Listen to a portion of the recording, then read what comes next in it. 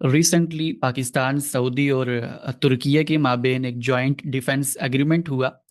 और इस मुआहिदे की सबसे ख़ास बात ये थी कि इसके अंदर हमें नाटो लाइक एक प्रोविज़न देखने को मिला कि अगर इन तीन ममालिक में से किसी एक पर हमला हुआ तो इन तीनों ममालिक पर हमला तसव्वुर किया जाएगा। तो गालिबन इसी वजह से बहुत से दानिशवरों ने इसको मुस्लिम नेटो का नाम दिया कि जो हमारा बचपन का ख्वाब था कि सारे के सारे मुसलमान ममालिक मुत्तहिद होकर अपना एक आलमी नज़म कायम करें ताकि वेस्टर्न इम्पीरियलिज़म का मुकाबला कर सकें, तो आखिरकार फाइनली इन तीनों ममालिक ने अपने नेशनल इंटरेस्ट्स को सेक्रीफाइस करते हुए उसकी बुनियाद रखी है। इसी के साथ बहुत से लोगों का कहना ये था कि ये सुन्नी नेटो है, चूँकि ये एंटी ईरान एक तरह से तासुर लगता है कि बनाया गया है, उस वजह से उन्होंने इसको सुन्नी नेटो का नाम दिया। इसके बनाने के जो भी रीज़न्स हैं, लेकिन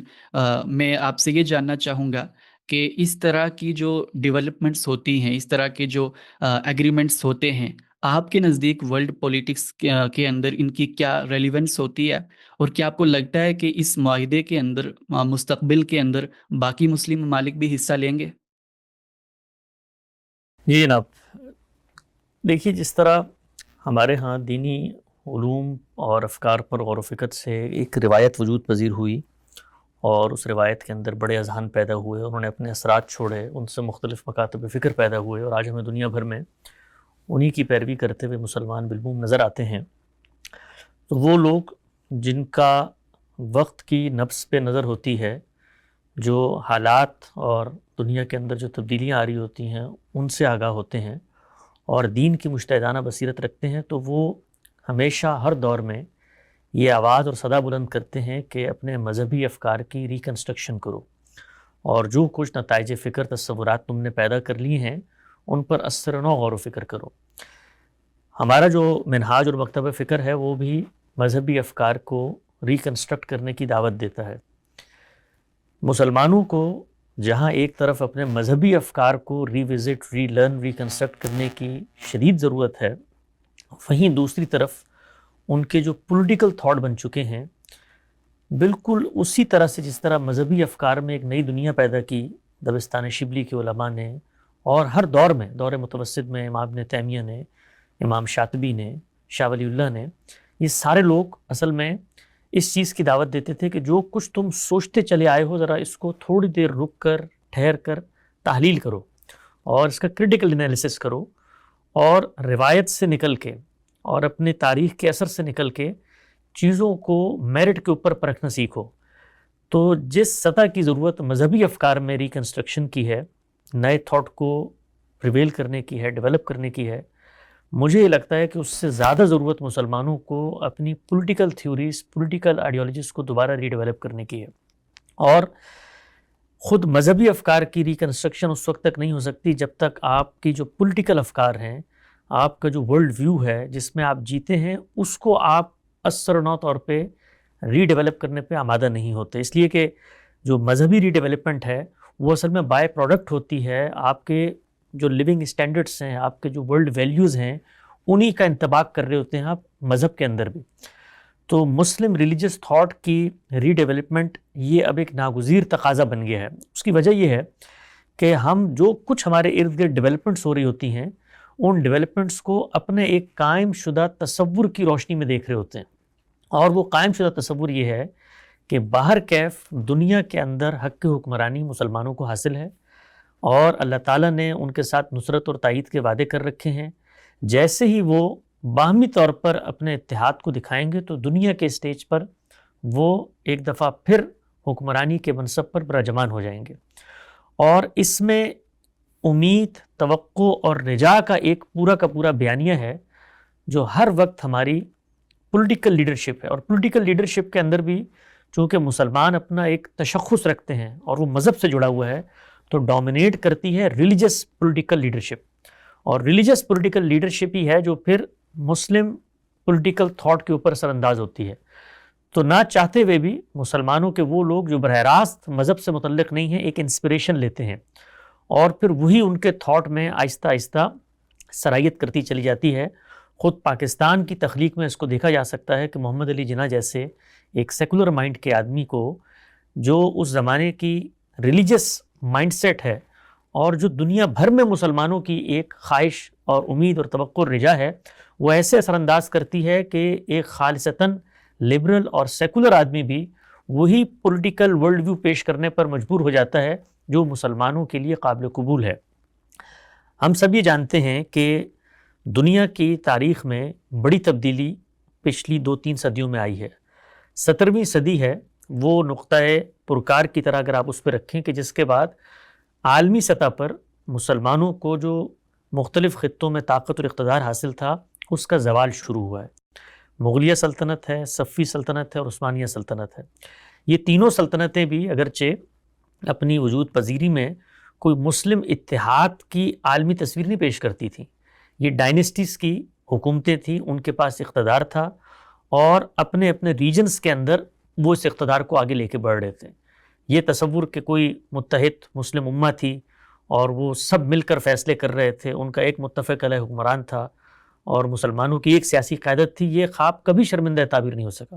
مسلمانوں کی تاریخ میں رسول اللہ صلی اللہ علیہ وسلم کے بعد کچھ ہی اشروں کے بعد جو مسلمانوں کی 2 سلطنتیں بنی وہی تصور ہے جو پھر آگے پریویل کرتا رہا۔ کبھی مسلمانوں کا کوئی ایک عالمی سطح پر متفق علیہ حکمران نہیں رہا، لیکن چونکہ سلطنت عثمانیہ کو دنیا کے ایک بڑے خطے پر طاقت حاصل تھی تو مسلمانوں نے بالعموم اپنی وحدت کی علامت اسی سلطنت کو سمجھا۔ اس سلطنت کا جب خاتمہ ہوا تو اس خاتمے کے بعد ایک محرومی کا بیانیہ ہے جس نے مسلمانوں کو یہ سوچنے پہ مجبور کیا کہ اب ہم نے کرنا کیا ہے۔ مولانا سید ابو العلا صاحب مودودی علیہ رحمہ کی ایک تقریر ہے جماعت اسلامی کے 29 سال کے زیر عنوان، اس میں انہوں نے جماعت اسلامی کے مقصد اور تاسیس کو بیان کیا ہے۔ وہ سنی بھی جا سکتی ہے، ریکارڈ کے اوپر موجود ہے، لکھی بھی ہے۔ خود انہوں نے اپنی جو پوری کی پوری انسپریشن ہے اسلامی ریاست کی، مسلمانوں کے پولیٹیکل تھاٹ کی ڈیولپمنٹ کی اور عالمی سطح پر غلبے کی جو تعبیر ان کی سوچ سے پیدا ہوئی اس کا محرک بیان کیا ہے، اور وہ محرک بھی یہی ہے کہ ہم چونکہ عالمی سطح پر طاقت سے محروم ہو چکے ہیں تو اب مسلمانوں کی لیڈرشپ نے فیصلہ کرنا ہے۔ ہماری 1400 سالہ تاریخ کے اندر ہم نے 2 ہی فیصلے کیے ہیں۔ ایک فیصلہ یہ تھا کہ یا ہم لڑ کے کامیاب ہوں گے، حاکم بنیں گے اور غلبے کی نفسیات میں جئیں گے، یا جہاں پر ہمیں غلبہ نہیں ملے گا وہاں پر ہم برسر پیکار رہیں گے۔ ہمارے ہاں مغلوبیت میں جینے کی نفسیات کے کوئی قرائن علم، فکر اور تاریخ میں کبھی پیدا ہی نہیں ہوئے، یعنی یا ہم لڑیں گے، کنفرنٹیشن کریں گے اور غلبہ اور اقتدار حاصل کریں گے، یا پھر ہمیں اقتدار حاصل ہو چکا ہے تو فتح کی نفسیات میں، جیت کی نفسیات میں، غلبے کی نفسیات میں محکومین سے کیسے معاملہ کرنا ہے، اس کے قواعد، اس کے ضوابط، ذمی کیا ہوتا ہے، وہ آپ کے سامنے اگر پیش ہو تو سواری پہ بیٹھ کے نہیں آ سکتا، اس کا تغلب، اس کا غلو، اس کی شوکت کا خاتمہ، یہ ہے وہ پورا ہسٹوریکل سینیریو جس کے اندر ہمارے علوم اور فقہ ڈیولپ ہوئی ہے۔ اس پر ہم نے کام کیا ہے، اس پہ اسٹیٹ لاز بنائے ہیں کہ ہم اگر سپیریورٹی کی جگہ پر کھڑے ہوئے ہیں تو باقی دنیا سے ہم نے معاملہ کیا کرنا ہے۔ تو ایک بہت بڑا خلا ہے جو پیدا ہوا، اور اس خلا کے اندر مسلمانوں کی لیڈرشپ کے پاس 2 ہی رستے تھے کہ وہ اس بات پر غور کریں کہ ہم دنیا کے اسٹیج پر اس سطح کا اب پولیٹیکل غلبہ نہیں قائم رکھ سکتے، اور جب نہیں قائم رکھ سکتے تو جو موجود اسباب اور وسائل ہیں ان کے اندر ہم نے کچھ وے آؤٹ تلاش کرنا ہے اپنے سروائیول کا۔ دنیا کی تاریخ میں ہمارے استاد مکرم جناب غامدی صاحب اس بات کی طرف توجہ دلاتے ہیں کہ دنیا کی تاریخ میں اتنی بڑی ڈیولپمنٹ کبھی نہیں ہوئی جو ڈیولپمنٹ پچھلی 1-1.5 صدی کے اندر ہوئی ہے۔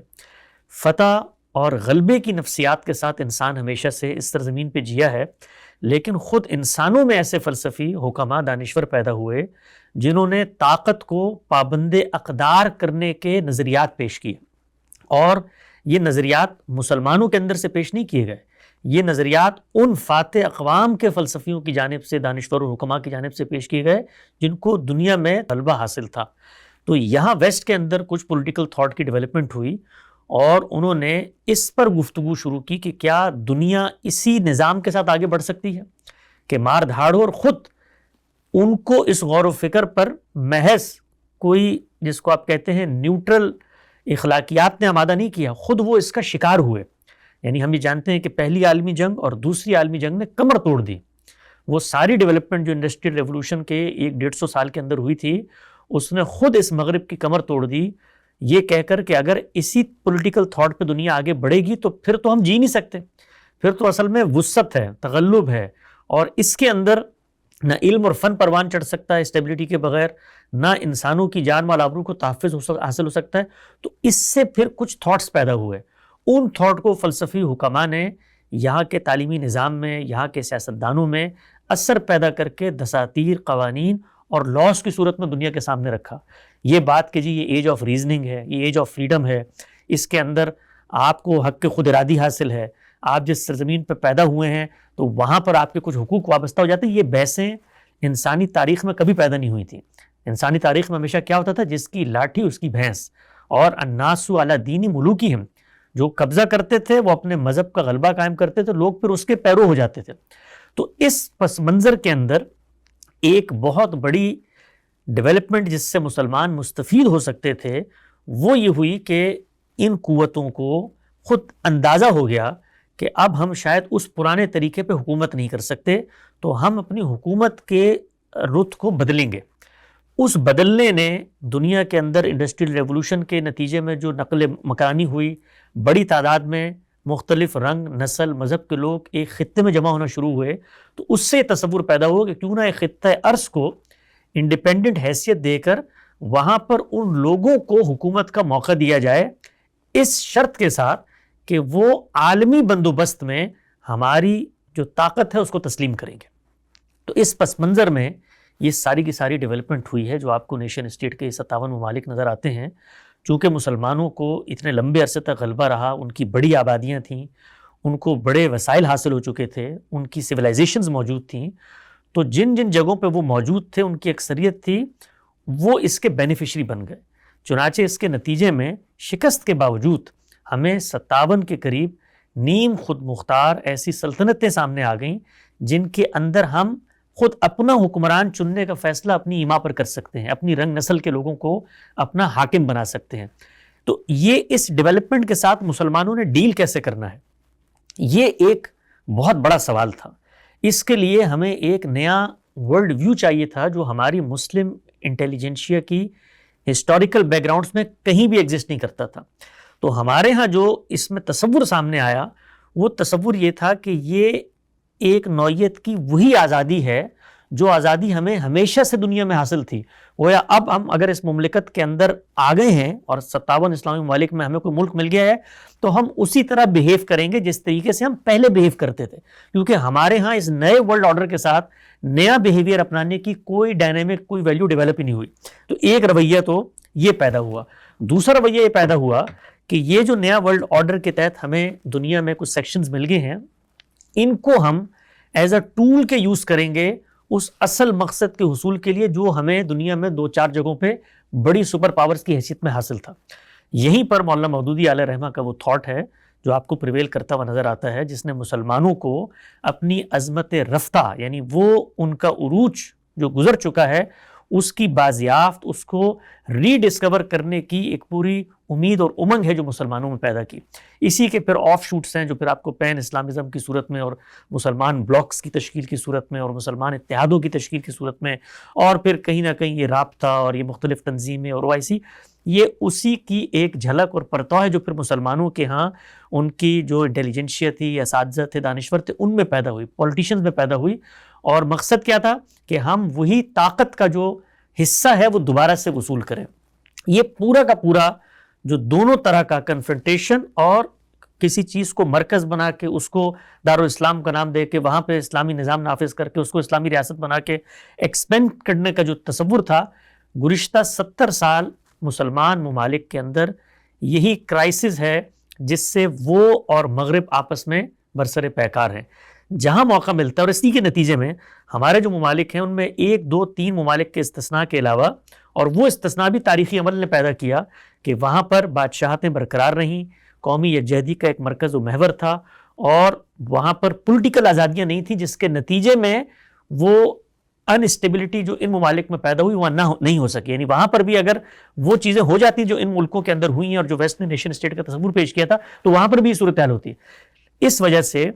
مسلمان دنیا پچھلے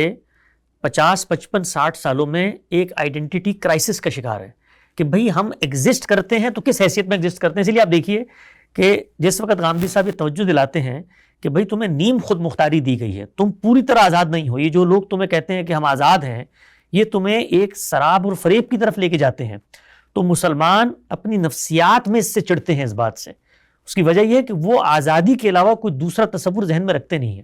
اور غلبے کے علاوہ کوئی چیز ان کی نفسیات میں پنپ نہیں سکتی. تو اس وجہ سے کنفرنٹریشن ہی کنفرنٹریشن ہے سوسائٹیز کے اندر, اور جہاں پر کوئی پولیٹیکل آرڈر بن بھی گیا ہے وہ بھی داخلی طور پر ڈسٹرب ہے. وہاں پر جو مذہبی قیادت ہے وہ مستقل اس خواہش اور امید میں ہے کہ کسی طریقے سے جو پولیٹیکل سسٹم ہے اس کو ٹیک اوور کر لیا جائے. اب چونکہ ٹیک اوور کرنے کے مختلف نئے جدید ذرائع بن چکے ہیں, اس میں انتخابات بھی, تو انتخابات کو بھی ایز اے ٹول کے وہ استعمال کرتے ہیں. آپ کو کبھی موقع ملے تو جو مسلمان ممالک کے اندر ڈیموکریٹک مسلم پولیٹیکل پارٹیز ہیں ان کے مینیفیسٹوز کا مطالعہ کریں تقابلی طور پہ. مثال کے طور پہ آپ جمعیت علماء اسلام کا, جماعت اسلامی کا مینیفیسٹوز کا مطالعہ کریں تو آپ کو حیرانی ہوگی کہ یہ ظاہر میں پولیٹیکل سسٹم کا حصہ بننے کے لیے کھڑے ہوئے ہیں, لیکن یہ بتاتے ہیں کہ ہم اس پولیٹیکل سسٹم, اس الیکشن, اس نظام, اس پارلیمانی جمہوریت کو ایز اے ٹول کے استعمال کریں گے, اور اس کے ذریعے سے ہم اقتدار تک پہنچیں گے, اور پھر پہنچ کر جو ہماری ایمبیشنز ہیں ہم ان کو پورا کریں گے. تو اس پس منظر میں دنیا کے اندر جب کوئی پولیٹیکل ڈیولپمنٹ ہوتی ہے تو مسلمان اس سے وہی توقعات وابستہ کر لیتے ہیں جو توقعات گزشتہ 70 سالوں میں ثمر آور نہیں ہو سکی. کہیں پر آپ کے فیلڈ مارشل, کہیں پر آپ کے آرمی کے جرنیل, کہیں پر آپ کے وزیر اعظم اقوام متحدہ کے اسٹیج پہ پہنچ کے دو چار آیتیں پڑھ لیں تو فوراً سے جذبہ بیدار ہو جاتا ہے کہ اب وقت آ گیا ہے, گویا اب ایک حکمران تیار ہو گیا ہے, باقی بھی اس کے ساتھ ملیں گے اور ہم اصل کی طرف لوٹ جائیں گے کہ دنیا میں ہماری طاقت ہے, ہم فیصلے کر رہے ہیں, ہمیں اقتدار اور ہمیں معاشی خود مختاری حاصل ہے. اسی طریقے سے کہیں پر کوئی اتحاد ہوتا ہے, کہیں پر مذاکرات ہوتے ہیں, کوئی چھوٹا سا ملک بنتا ہے, کوئی گروہ بنتا ہے, کوئی کنسورشیم بنتا ہے, تو وہ جو ریلیجس پولیٹیکل مائنڈ سیٹ مسلمانوں کی نفسیات میں پیوست ہے وہ فوراً سے ابھر کے اس کو ایک امید اور رجا کے طور پہ لوگوں میں بیدار کرتا ہے. دیکھو یہ ایک مائلسٹون اچیو ہو گیا, اگر اس سے اگلا بھی ہو گیا تو پھر ہم اس منزل تک پہنچ جائیں گے. میرے خیال سے مسلمانوں کے جو دانشور ہیں, مسلمانوں کے جو پڑھے لکھے لوگ ہیں, ان کو اب یہ ایجوکیٹ کرنے کی ضرورت ہے کہ یہ ایک سراب ہے جس کے اندر آپ کو 70 سالوں سے ڈالا گیا ہے. وہ بھٹو صاحب کے OIC کے لاہور میں اجلاس سے لے کر اب تک جتنے کنسورشیمز بن رہے ہیں ان سب میں خواہش کیا ہے کہ مسلمان عالمی طاقتوں کے مقابل میں آ کر دنیا کے اندر اقتدار حاصل کر لیں. جبکہ جو لوگ یہ کام کر رہے ہیں, جس سطح پر یہ کام ہو رہا ہے, جس ضرورت کے تحت ہو رہا ہے, اس کا سرے سے اس سے کوئی تعلق ہی نہیں ہے. آپ اسی مثال کو لے کر اس پوری دراز نفسی سے جو میں نے کام لیا اس کا انطباق کر کے دیکھیں تو آپ کو اندازہ ہو جائے گا کہ مثلا اس وقت سعودی عرب نے ایک انیشیٹو لیا ہے, اور اس انیشیٹو میں پاکستان اور ترکی کو شامل کیا. ظاہری بات ہے وہ بڑی عسکری طاقتیں ہیں, لیکن وہ کس پس منظر میں ہے اور کس کے خلاف ہے؟ کیا وہ روس کے خلاف ہے؟ کیا وہ یورپی یونین کے خلاف ہے؟ کیا وہ امریکہ بہادر کے خلاف ہے؟ نہیں, وہ ایک علاقائی طاقت جو خود کو مسلمان کہتی ہے اس کے خطرے سے بچنے کے لیے. یعنی وہ جو پولیٹیکل خدشات کے تحت ڈیولپمنٹ ہو رہی ہوتی ہے اس کو ہمارا یہ ریلیجس پولیٹیکل مائنڈ سیٹ فوراً سے ان ایمبیشنز کے ساتھ جوڑ دیتا ہے. تو خود سعودی عرب کی جو سلطنت ہے, آپ ذرا تصور کریں کبھی کہ وہاں پر جو حکمران بیٹھے ہوئے ہیں وہ حکمران ان عالمی قوتوں کے ساتھ باقاعدہ معاہدہ کر کے بیٹھے ہوئے ہیں, اور یہ معاہدہ 100 سال پہلے ہوا تھا, اور اس معاہدے کے اندر یہ چیزیں موجود ہیں کہ یہ سرزمین کبھی بھی ان مفادات کے خلاف استعمال نہیں ہو سکتی جو مغربی قوتوں کے ہیں. تو حقیقت کی دنیا کیا ہے؟ حقیقت کی دنیا میں مغرب نے مشرق وسطیٰ کے خطے میں اپنی طاقت کے مراکز کے طور پہ چند خاندانوں کو اپنی آشت بار سے بٹھایا ہوا ہے, اور وہ باہمی طور پر اپنے تحفظ کے لیے کچھ مسلمان ممالک سے مدد لیتے ہیں. تو ہمارا جو ترسا ہوا پولیٹیکل مائنڈ سیٹ ہے وہ اس چنگاری کے اندر امید کے وہ روشن مینار دریافت کرتا ہے کہ اس کے نتیجے میں ہمیں دنیا میں فتح اور غلبہ حاصل ہو جائے گا. اور یہ مسلم نیٹو, آپ یہ دیکھیے کہ اس میں جو ایک ملک شامل ہے ترکی, وہ مستقل رکن ہے. یہ اس طرح کے جو کنسورشیمز بنتے ہیں یہ تو بنتے ہیں اور ضرورت کے تحت بننے کے دنوں میں ٹوٹ بھی جاتے ہیں. یعنی ان میں سے کوئی ملک کسی جگہ پہ الیکشن ہو, وہاں کوئی دوسرا حکمران آئے تو چند منٹوں کی بات ہے کنسورشیمز جو ہیں وہ ہوا ہو جاتے ہیں. لیکن وہی ملک ایک عالمی یورپی اتحاد کا مستقل رکن ہے, اس کی افواج اس اتحاد کے اندر مسلم ممالک کے اندر جہاں پہ ضرورت ہوتی ہے وہاں پر جاتی ہیں. ترکی چونکہ نیٹو کا حصہ ہے. تو حقائق کی دنیا اتنی مختلف ہے ان خوابوں سے, ان تصورات سے جو ہمیں دکھائی جاتی ہے. ضرورت اس امر کی ہے کہ مسلمانوں کو یہ بتایا جائے کہ دنیا کی اس ڈیولپمنٹ کو آپ سمجھیں. یہ کوئی اخلاقیات کی اعلیٰ سطح پر نہیں ہوئی، یہ کوئی انسانیت کی معراج اور ترقی نہیں ہے، بلکہ یہ امر واقعی ہے. تو امر واقعی جو ہوتا ہے وہ ہمیشہ پریکٹیکل پریگمیٹک اصولوں پہ قبول کیا جاتا ہے، وہ اخلاقی اصولوں پہ قبول نہیں کیا جاتا. لوگ میں دیکھتا ہوں اکثر یہ لکھتے ہیں کہ امریکہ کو کیا حق حاصل ہے کہ وہ فلاں جگہ جا کے مداخلت کرے. بھائی یہ بات اگر آپ اخلاقیات کی کلاس میں کہیں تو بالکل درست ہے. دنیا میں کسی کو کوئی حق حاصل نہیں ہے. ماؤں نے ہمیں آزاد جانا ہے، ہم کسی خطے میں ہیں تو ہم اپنے فیصلے خود کریں گے. یہ اخلاقیات دانشور تقاریر میں، گفتگوؤں میں، خطابات میں پیش کریں گے، اسی کی دعوت دیں گے. لیکن عملی حقیقت کیا ہوتی ہے؟ عملی حقیقت یہ ہوتی ہے کہ جس کی طاقت ہوتی ہے وہ اس طاقت کا ظہور چاہتا ہے، اور طاقت دعوے سے حاصل نہیں ہوتی. طاقت کے حصول کے خود کچھ مسلمہ آفاقی قوانین ہیں. یعنی اس میں آپ کے پاس سرمایہ آئے گا، اس سرمایہ کو آپ بدلیں گے اس اسلحے میں جس سے آپ تحفظ کر سکتے ہیں، اور سرمایہ اور اسلحہ جس جگہ سے پروڈیوس ہو رہا ہے وہاں پر ایک بڑا نظام پیدا ہوگا، وہ نظام اس کو دوام دے گا، استمرار دے گا. تو امریکہ جو آپ کو نظر آتا ہے دنیا کے اندر دندناتا ہوا، وہ کوئی ایک دن میں نہیں ہوا. دوسری عالمی جنگ میں ایک فریق جو 100-150 سال سے دنیا سے غیر متعلق ہو کے اپنی تعمیر کی جگہ پر بیٹھا ہوا تھا، اس نے وہ وسائل پیدا کر لیے کہ جن وسائل کے نتیجے میں اس عالمی جنگ کے فاتح کے طور پہ وہ سامنے آیا. میں اکثر یہ ذکر کرتا ہوں جس شہر میں موجود ہوں، اس کے ساتھ ایک شہر ہے، چھوٹا سا شہر ہے، ڈیلس فورٹ ورتھ اس کا نام ہے. فورٹ ورتھ کے اندر وہ فیکٹریاں موجود ہیں جنہوں نے دوسری عالمی جنگ میں جہاز بنائے تھے. کبھی موقع ملے تو آپ جا کر اس کی تفصیلات پڑھیں تو حیرانی ہوگی کہ 3.5 لاکھ سے زیادہ جہاز ایک معاشی قوت جو جنگ کا حصہ نہیں تھی اس نے بنا کر دنیا کی تاریخ کو بدل کر اس جنگ جو شکست کے دہانے پر تھی فتح میں بدل دیا. تو اب اس فتح کے بعد آپ ایک فریق سے یہ مطالبہ کرتے ہیں کہ بھائی وہ دنیا کے اندر اپنے اس ورلڈ آرڈر کا خاتمہ کر دے. تو مطالبہ میں بھی کر سکتا ہوں، آپ بھی کر سکتے ہیں، مسلمان مل کے بھی کر سکتے ہیں، لیکن طاقت کی نفسیات ایسے جیتی نہیں ہے. انسان اپنی طاقت کا خاتمہ اس کو کسی گھر میں اگر حاصل ہو جائے، ایک شوہر اپنی طاقت چھوڑنے پر آمادہ نہیں ہوتا. ایک ادارے کے اندر اگر آپ ڈائریکٹر کی حیثیت سے چلے جائیں تو آپ اپنی طاقت کو چھوڑنے پہ تیار نہیں ہوتے. ممالک کو آپ دیکھیے جو مطالبہ ہم امریکہ سے کرتے ہیں، کیا خود پاکستان خطے کے اندر اپنی طاقت کے خاتمے کا خواب دیکھ سکتا ہے؟ ایون دو کہ دنیا میں تبدیلی آ گئی اور غلبے کی نفسیات کا خاتمہ ہو گیا، اب قبضہ کر کے آپ حکمرانی کو لیجیٹیمائز نہیں کر سکتے، تب بھی نہیں کر سکتے. تو خود یہ بات انسانی نفسیات کے خلاف. تو طاقت کو ہمیشہ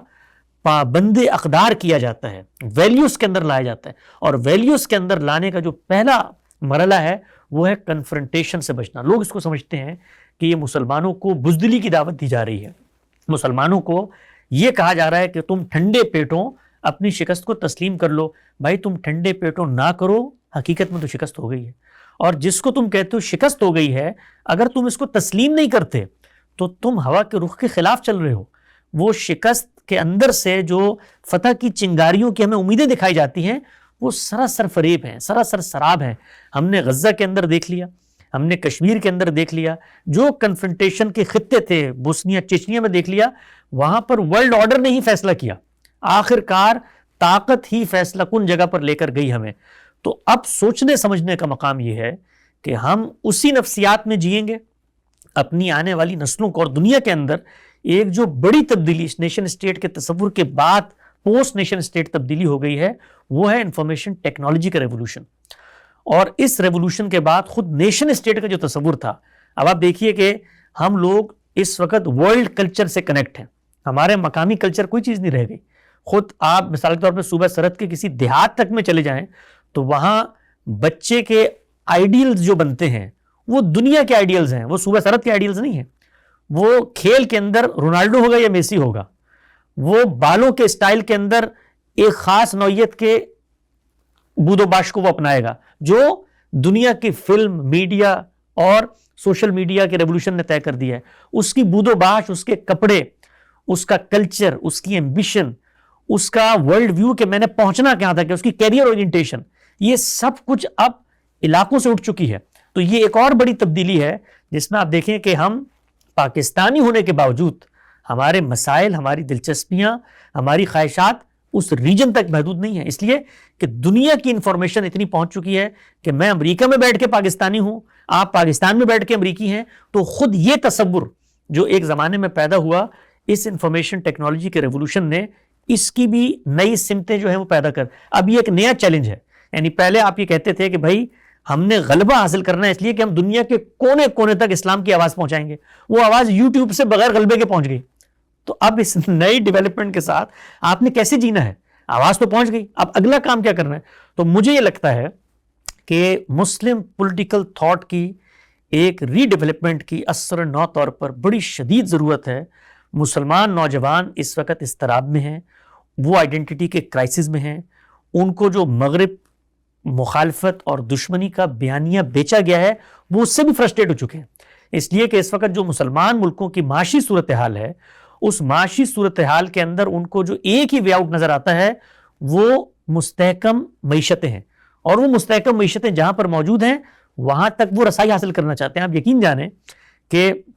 میں پچھلے دنوں میری ملاقات ہوئی کسی صاحب سے، تو انہوں نے مجھے بتایا کہ دنیا کے اندر ایک بڑی آواز جو کہ سامراج مخالف آواز ہے، وہ سامراج مخالف آواز حقیقت کے اندر سامراج کے ساتھ معاملہ کر کے کسی طرح طاقت کا حصول چاہتی ہے. اچھا، میں چونکہ خود ایک مذہبی پس منظر کا آدمی ہوں، ہم نے پوری زندگی اسی مذہبی نفسیات میں گزاری ہے، تو مجھے یہ معلوم ہے کہ ہم ظاہر کے اندر جو بات کر رہے ہوتے ہیں، کبھی آپ کو موقع ملے وکی لیکس کو آپ دیکھیں جس میں مسلم دنیا کے ریلیجس پولیٹیکل لوگ کس طریقے سے مغرب کے ساتھ اپنی طاقت کے حصول کے لیے معاملہ کرنا، لیکن یہ بات وہ عوام کو کبھی نہیں بتائیں گے. یہ بات وہ اور یہ جو معاملہ وہ کر رہے ہیں بالکل درست کر رہے ہیں، یہی ضرورت ہے. یعنی یہی ضرورت ہے کہ بھئی اگر آپ کو دنیا میں طاقت چاہیے ہے تو آپ کو معاملات کرنے ہیں، لیکن عوام کو جو بات کہی جاتی ہے وہ اس سے بالکل مختلف ہے. اس کے نتیجے میں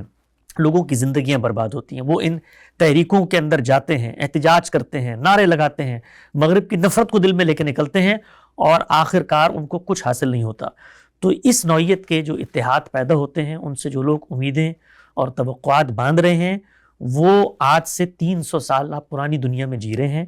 میری یہ درخواست اور خواہش ہے ان نوجوانوں سے جن کے اندر اللہ نے خرد افروزی، بصیرت کی ضیاء اور صلاحیت رکھی ہے، کہ وہ ان چیزوں کو وقتی اور جذباتی نعروں سے اوپر اٹھ کے دیکھیں، تب ان پر حقیقت کی دنیا اشکار ہوگی.